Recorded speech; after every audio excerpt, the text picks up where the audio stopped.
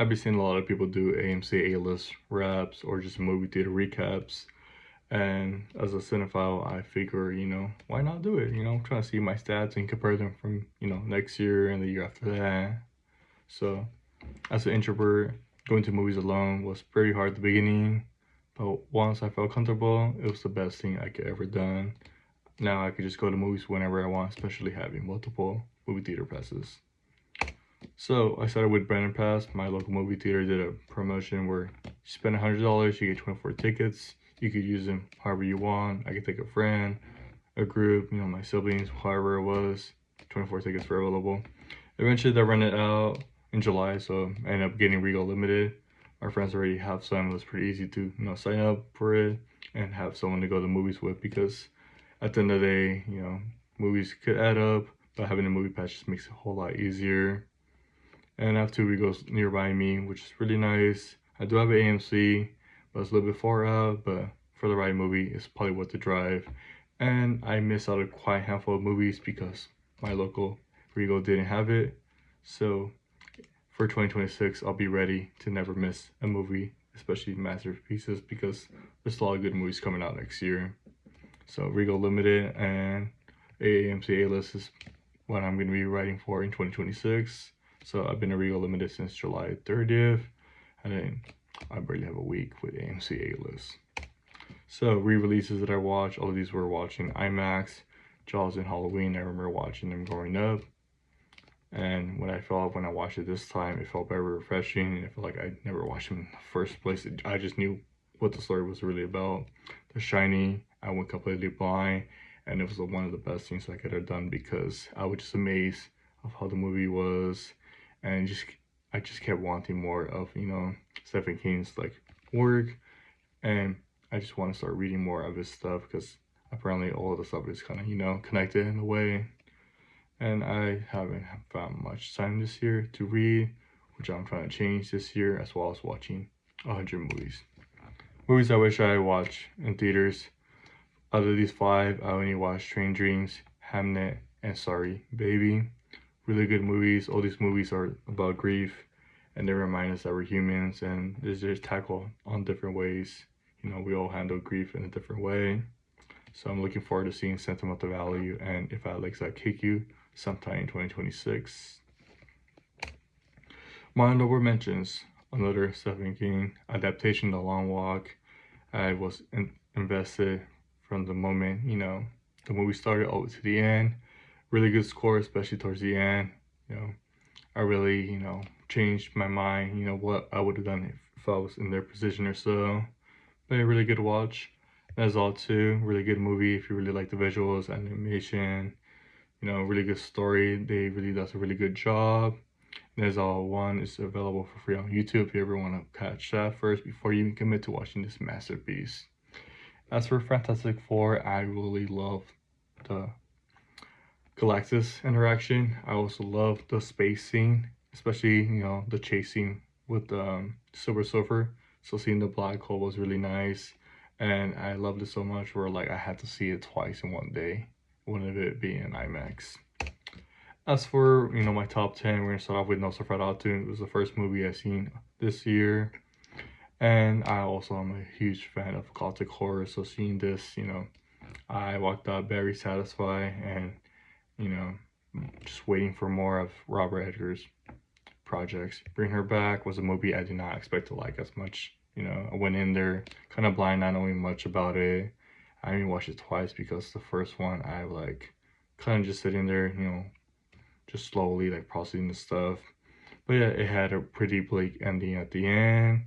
And those are kind of the movies I kind of shoot for, because I'm not really much of a big fan of happy ending, because I don't like when a movie's kind of predictable, and I kind of want to, have a different experience for most of these movies. But this movie, look at the poster. I know in what world I want to go see a movie about this. But once you find out about the plot, what it is, it gets you very invested from the moment you step into that theater. I really love Emma Stone in this movie. Apparently she does a lot of work with the director, so if I really like this type of movie, I can't wait to see what else she has done. The next 3 movies on my list, we have Eternity Eternity. I first watched it like in the Mystery Movie Monday. It was a packed house, so I knew it was gonna be a good movie. I just went on Reddit, kind of confirmed, like, New York kind of tells California, like, hey, like, this movie's coming out, so you guys should start getting ready if you're gonna go watch the movie at 7 o'clock. This movie made me tear up the first time just because it really touched my heart. Eternity really makes you think about, like, life a little bit. And I kind of like watching those type of movies because movies, I'm supposed to escape reality, but sometimes they touch, make us believe, like, oh, the real world. So really good, it's a fun movie, it's a rom-com. Everyone should be able to watch it. Martin Supreme, I love this guy. This guy's one of my favorite actors, and I can't wait to watch him, next year. So Timothy, he's such a likable person, but not in this movie. But you slowly start to root for him. I'm not really disappointed as much that there's not ping pong involved because I really like the story that adds up to it. And I can't wait to go watch it again for the second time, sometime in 2026. Weapons, this movie is one of the most anticipated movies I was really like really highly of for this year. And it did not disappoint. I watched it twice. I watched it at 2:17, which is the time where the little kids disappear and go out in the streets. I really liked the premise of it. It was very interesting, unique, something we haven't really like seen in a while. And I was always curious of why the kids ran out. And watching the chapters of each character was really well done. Another movie you should definitely see, Sinners. Sinners is like those movies you have to see in IMAX. IMAX just makes this a whole lot better experience. Sinners was really a movie that caught me off guard. I didn't really expect it to be as good as, it was being marketed as to me. I really enjoy it, everything about it. And it's definitely one of those movies that you gotta tell your neighbors or your coworkers or somebody, like, hey, I know you don't go to the movies often, but you have to go see Sinners.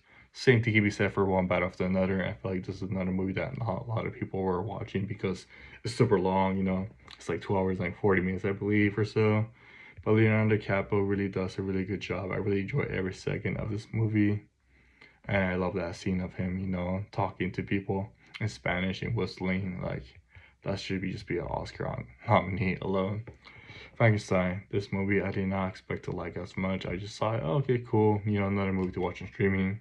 But once I found out that this was a theatrical release, I had to search up and see if it was nearby me. And luckily, I didn't have to make that much of a far drive.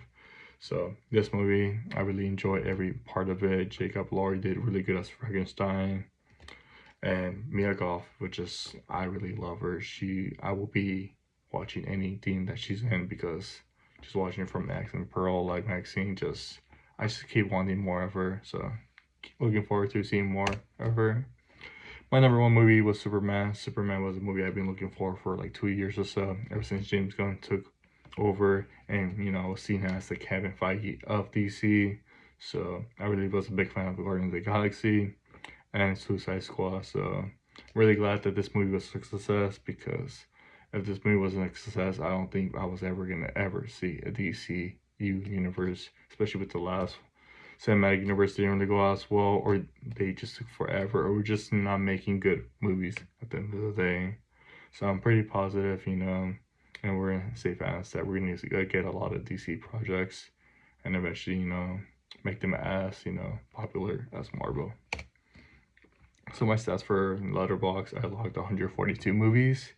That gives us 274.6 hours. That's 11.8 on average per month I was watching for movies. And for a week, it was 2.7. So I did pretty good about that. My top genres were horror, psychological thrillers, and like sci-fi. As you can see on this side. I did watch 54 movies this year in theaters that did not include rewatches. So my goal next year is 100. And I feel like the number could have been higher this year if I would have had like a Regal or AMC at the beginning of the year. And then the first movie I logged this year was Sonic. And then the last one was Anaconda. My 50th vlog was Ugly Stepsister. 100 was VHS Halloween. My three top rewatches were Fantastic Four, Superman, and Eternity, with Anaconda being my most recent second watch. So, my most anticipated movies of the year, Right here we have Bride, Project Hail Mary, Disclosure Day, Supergirl, The Odyssey, Spider-Man Brand New Day, Resident Evil, Hunger Games, Summer's on the Reaping, Avengers Doomsday, and then Dune Messiah. As for horror movies, we have The Bone Temple, Return of Silent Hill, Send Help, Psycho Killer, Scream, 7, They Will Kill You, Mother Mary, Holcomb, Obsession, Clayface, Other Mommy, and Werewolf. Alright, so these are the movies I'm hoping to be making at least in my top 10. So hopefully there's a few here, and hopefully there's new ones that I have no idea, but I'm gonna be amazed about. So thank you for listening and watching me talk about movies, and looking forward to seeing you guys next year.